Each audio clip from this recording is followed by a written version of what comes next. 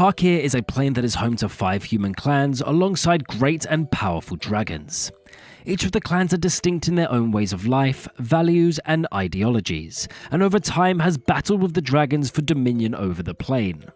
In Tarkir Dragonstorm, the clans now live in harmony with dragons and are suddenly working together for the greater good of both races. But how did we get here? How were the dragons originally defeated?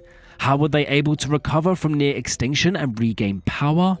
And finally, how were the clans able to be revived after the rule of their oppressive dragon lords and bring us to the current setting where both work together towards a common goal? All of that is what I aim to answer in this video. So in order to fully understand the story of Tarkir, we have to start with the history of dragons themselves. And that brings us to the almighty Dragon. To put it simply, the Dragon is the god of all dragons. This mighty entity travels through the plains, creating storms with the beat of its wings, birthing other dragons as it does so. The Dragon is responsible for birth of the infamous elder dragons Bolas, one of Magic's greatest villains, and his twin brother Ugin. When both elder dragons were young, they watched their sister be brutally murdered by humans and their dogs.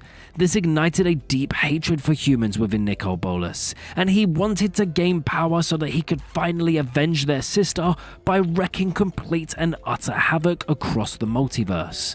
After Ugin discovered that his brother was just using him to further his goals and didn't actually care about him, his planeswalker spark was ignited and he abandoned his brother and left him to his world domination.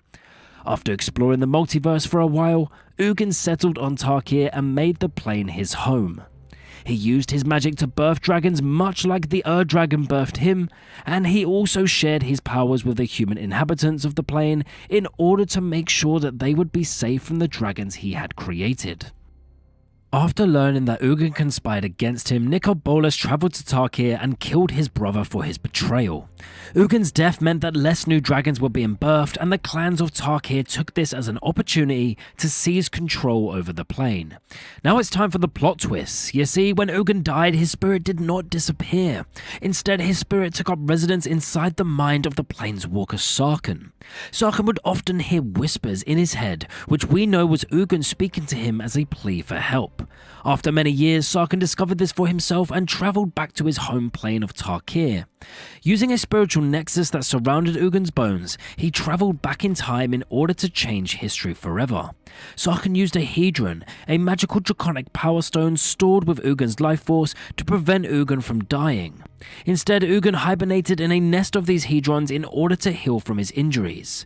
During his hibernation, Ugin's draconic essence fused with the soul of the plane and fueled the power of the Dragonstorms once again, leading to an increased number of dragons being created, and thus the beginning of the dragon race's journey back to the top of the pecking order. So thanks to Sarkhan's intervention, the dragons started to tip the power back into their scale, pun intended, and with the arrival of the 5 Dragon Lords, the fight was as good as over. Each of the 5 Dragon Lords took control over each clan by wiping out the clan leaders, followers, and forcing survivors to choose between renouncing their clans and joining them, or to follow their leaders in death. These new groups would become the Dragon Broods. With the Dragon Lord's rule came a stripping away of the 3 colour identities of the clans and reducing them to just 2. This meant large portions of each clan's identity were taken away along with their prides and sense of selves.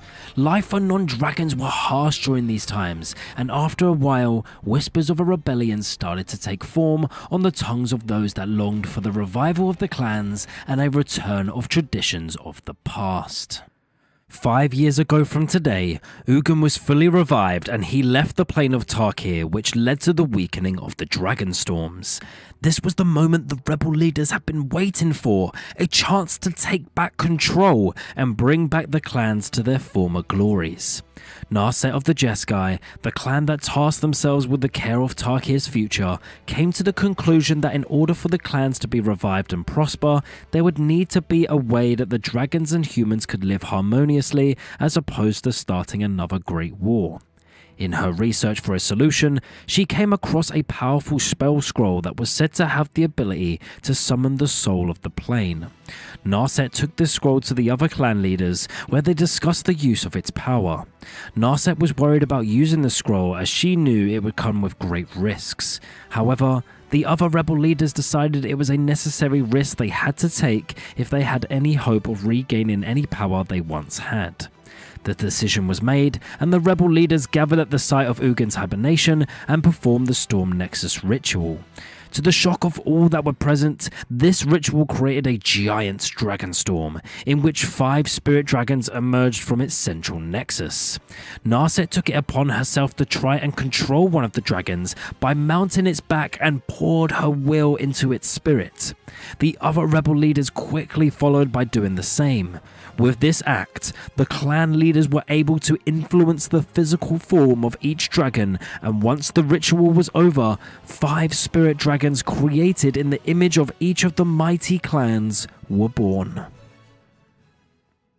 Once the Dragon Lords discovered the rebels' plans, a great war took place between the Dragon Broods and the rebels with their new spirit dragons. In the end, the Dragon Lords were defeated and the banners of the once great clans were risen once again. After the ritual, it was clear that the dragon storms had grown in power and number. More dragons poured into the plane like they once did. Some recognized the spirit dragons as authority figures and joined the ranks of the clans to serve as clan dragons. However, there were many that resisted and took the nomadic path of the wild dragon, following their own path and desires.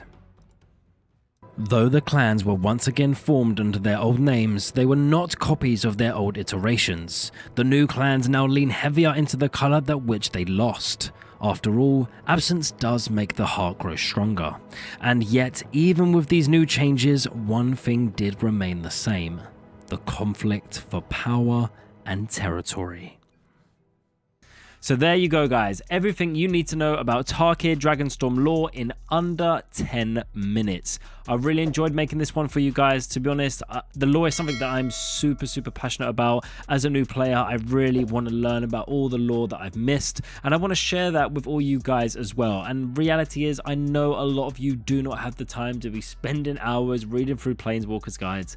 I get it. So my goal is to make these videos and make them a little bit more palatable for you, so you could just watch a quick 10-minute video and know everything you need to know. So yeah, I hope you guys are as excited as I am about Tarkir Dragonstorm. And if you enjoyed these kind of lore videos, then why don't you check out my Bloomborough lore video, where I talk about how black mana is represented in Bloomborough perfectly.